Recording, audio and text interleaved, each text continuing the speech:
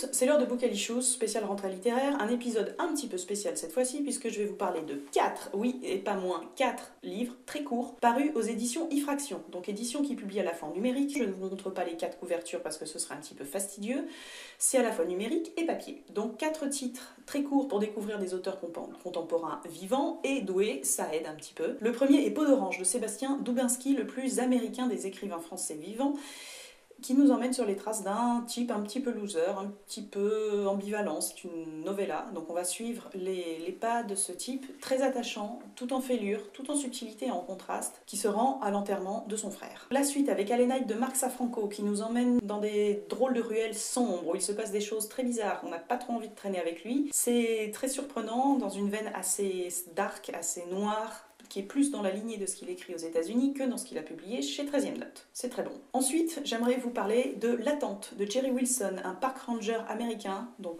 pure histoire américaine d'un type dont ce n'est pas le métier, qui écrit des nouvelles extrêmement touchantes sur des petites gens, souvent des SDF un peu hobos, on ne sait pas trop, et c'est le déroulement d'un épisode de leur vie. C'est très touchant, c'est émouvant, et c'est très très réussi, et c'est une super plume. Et ensuite, pour finir, L'intime n'a jamais été aussi politique ici-bas de Camille Cornu. À une double question, peut-on parler de sexe dans les années 2014? Le sexe est-il encore politique sans que ça paraisse être issu d'un discours féministe un petit peu prise de tête? La réponse est oui. En prenant pour décor une sex party, Camille Cornu démontre que oui, le sexe peut être politique, mais tout dépend de ce qu'on a dans la tête au moment où ça se passe. Ce que font les autres, ce qu'on fait nous, c'est nous qui définissons notre propre rapport à la politique extérieure, j'ai envie de dire plutôt qu'intérieure. À signaler aussi un roman d'Olivier Martinelli. Légende, Olivier Martinelli, écrivain français vivant que j'aime beaucoup. Voilà, c'est tout pour aujourd'hui.